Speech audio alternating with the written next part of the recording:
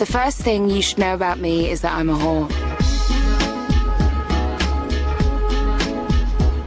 In a world of children in bikinis and grandmothers in fuck-me boots, the surest way to tell a prostitute is to look for the woman in the designer suit. Locate the lifts, glide past reception. Look like you know where you're going, walk quickly, don't attract too much attention, be fabulous but forgettable. You should also know that this isn't the real me. Swanky hotels, dinner dates, intelligent conversation, wealthy clients, and of course sex. The life of an escort sounds almost too good to be true, but for many women the reality of being a sex worker is much different. Raped. He shot me with a BB gun. Fractured my cheekbone. Proper battered her. Black eyes. Attacked. Fractured 2 of my ribs. Murdered. A report by the Home Office has revealed that there are currently over 80,000 men and women involved in prostitution in the UK. But the sex industry is dangerous, particularly for women. 63% of women have experienced violence, more than half have been raped or sexually assaulted, and at least 48,000 have been physically assaulted. Laura is no exception. I've been attacked by a few punters. I've never had anything major, just a couple of black eyes, or they've never been able to sexually assault me. It was just fighting with him. That's what they wanted to do, but they didn't get that far. My ex-partners attacked me a lot just lately. He's fractured my cheekbone and he's fractured 2 of my ribs. This was a couple of weeks ago. So you get used to it in this job. The average age that women enter the sex industry is just 12 years old. Laura was forced into prostitution 21 years ago by her boyfriend. She's been working on the streets ever since.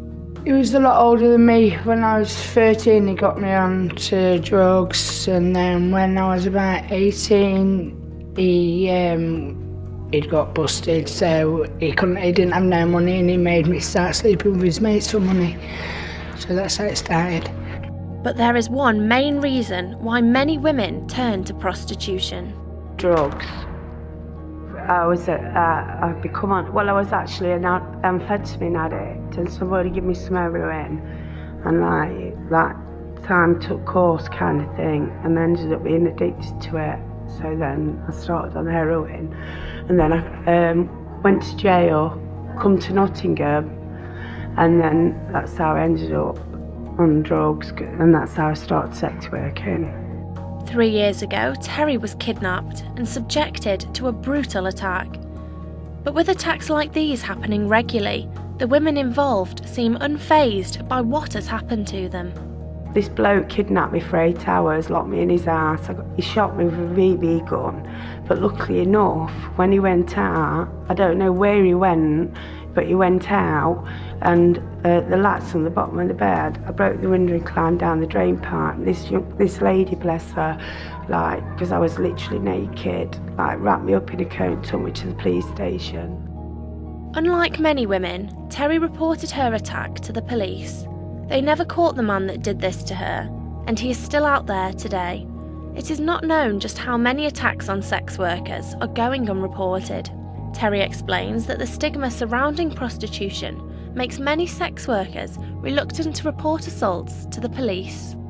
Because you think you're prostitution, you think that people think that you deserve it. Do you know what I mean? So, they think, oh, I'm not going to go to police because they're not going to know about it. It just comes with the job. Daniela Scotise works for a charity in Nottingham that helps women involved in the sex industry. She also believes that the police's attitude towards sex workers makes many of them reluctant to report violence. When they've reported matters to the police, they've actually felt as if they're being victimised, as if they are the perpetrators, and they've reported of quite awful experiences where they've not been believed by police officers. Police officers have been quite rude towards them and not followed up the information afterwards or kept them updated. And because the girls talk, it doesn't fill them with confidence. Why bother? Laura also blames the police's attitude for underreporting. I don't get on with coppers. I think they're assholes and they treat working girls worse. But most of the girls are too scared to because they think the police won't do anything about it.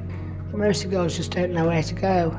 A new scheme called Ugly Mugs has been set up across the UK to allow sex workers to alert one another to dangerous individuals. Alex Bryce, the coordinator of the scheme, believes that the police don't deal with assaults on sex workers properly. Sadly, some sex workers themselves kind of have been made to feel that it is part of the job, which again is wrong.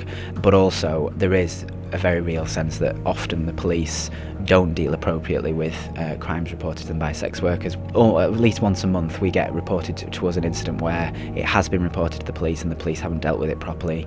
So the underreporting is partly through the reality of what's actually happened to some sex workers, and we find that if the sex worker has one bad experience with the police, it might stop them ever wanting to deal with the police. Sergeant Neil Radford from the Nottinghamshire Police Street Prostitution Team believes that sex workers that operate on the street are most at risk of violence. An offender who's of a mindset that they are going to carry out some kind of act, if it's premeditated, if they're planning it, then if they start looking for victims, then a prostitute is probably the easiest victim to pick on because they are going to go with you at the middle of the night down dark alleyways or get in your car and drive away. So because of their willingness to accompany people, because of sometimes the necessity that they have to accompany people into these dangerous places, they are kind of more easily targeted perhaps than other parts of society.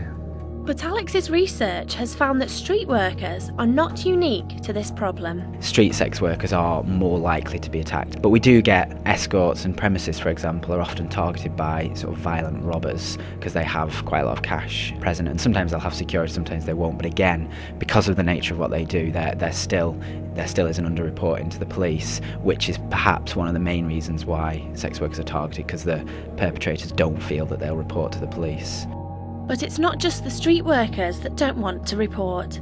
Catherine Stevens, an indoor sex worker and member of the International Union of Sex Workers, has never experienced violence, and she considers herself to be one of the lucky ones. But some of Catherine's friends weren't so fortunate. So there was a premises where somebody had made an appointment as if they're a client, and when the woman answered the door, a group of 6 to 8 men came in, one of whom was armed with a shotgun, made threats of violence against everybody who was in the flat and against the woman who'd arranged the appointment. But it was very clearly a crime that was motivated by money. They were saying, we want to put you out of business, we're going to put you out of business, we're taking over. So the woman who had organised the appointment wanted to go to the police, and within the first 3 sentences of reporting this to the desk sergeant at the police station, he said, well, I do have to warn you, those premises may be evicted and you may be arrested if you keep telling me about this. Although prostitution is not illegal in the UK, activities linked with prostitution are. Like many in the sex industry, Catherine is currently working illegally. In the UK, it is against the law for more than one sex worker to operate from an indoor premises, but Catherine thinks that the law makes sex workers vulnerable. Because she is working illegally, she admits that she would be hesitant to report an attack against her to the police. I would be so reluctant to dial 999, so reluctant. I think it would make my situation worse. I don't think they'd help. I could lose where I'm living because I'm working from home at the moment. I could get arrested. I think I'd probably have to think I was going to be really badly injured before I'd dial 999. Rachel got into prostitution at the age of 23. I used to babysit for some prostitutes, yeah. And then when they used to come back from London, they had so much money, I got tempted. So when I went to London to babysit, I said, can I come back next time with you on my own and do a bit of work? She has also been attacked. I was raped, yeah, in London by this guy, locked in his flat for days. And then he fell asleep, he wasn't going to let me go, he won't let me go. Then he fell asleep and I just ran out screaming. Rachel managed to escape and is still working today, but some of her friends suffered the unthinkable. I've had 3 friends murdered as well. Yeah, 2, one in Nottingham, one in Leicester and one in Norwich. But Daniela explains that when Rachel went to the police, they just didn't want to know. when she'd been raped and she'd phoned the police and she'd been kept hostage for 3 days, she was told by police officers, well, it's the line of work that you do. Many prostitutes have been given ASBOs to stop them from entering the red light areas. But Daniela explains that because 95% of women working on the street are addicted to Class A drugs, alternative sentences should be given. I've had service users saying that police have threatened to arrest them for breach of the ASBO if the offence has occurred, in the red light area when they've got ASBO prohibiting them from entering the area. The sentence has also stopped many women from reporting crimes against them. In relation to a woman that's involved in street prostitution, where she's subject to a ASBO, it normally prohibits her from entering the red light area. Okay, I go to court, I get an ASBO, I come out of court, I've got an ASBO, I've still got my drug habit, I've still got to work. If I go out in the red light area, if I go out and if I go into the area defined by the police, then I'm going to get arrested. But I still need my drugs because imposition of an ASBO hasn't cured my addiction. And without any treatment, I think it's not the ideal sentence for the women. However, Sergeant Radford explains that the ASBOs would be overlooked in order to deal with the more serious crime. I think there is a danger that if a woman is on an ASBO that prohibits her from entering a particular area or a particular act, that she might think, actually, I'm not going to report that because it might get me into trouble myself. I don't think it's a massive issue though, because I think most of the women will still report it, and a lot of the women involved will understand that if they are reporting a serious offence or a serious assault against them, then the fact that they may have breached their ASBO at the time this took place is very minor compared to what happened to them. We need to get the serious assault against them sorted first. Red, as she is known on the streets, was given an ASBO preventing her from entering the red light area in Nottingham. But this didn't stop her from working. I got an ASBO, 2-year ASBO for being in the red light district. And I wasn't allowed on the red light district. I couldn't work in England or Wales. So it would have been no good. If I got caught working anywhere, they would have been able to get me done again. So I had to stay in for 3 weeks, 3 months, at one point. But I live in Top Valley and I was coming from Top Valley and I make my money on any road. It still didn't stop me. If there's a man, there's a chance that I can get some money off him. But Terry thinks that the ASBOs not only stop the girls from reporting attacks, but it also puts them in more danger. Because they can't go up there, so the first bloke that pulls up, they just jump in the car so they can get rid, so they can get out of town before the police come. So it just put, because you always got a gut instinct about people when you first talk to them, and the girls that need to be out of there, they just jump in whatever car they do. Whatever car that pulls up first. Since her attack, she is a lot more careful of who she does business with. It's usually my gut instinct. Do you know what I mean? Like I say, I won't get into cars with with black men, because I don't trust them, because that's what happened with me with that.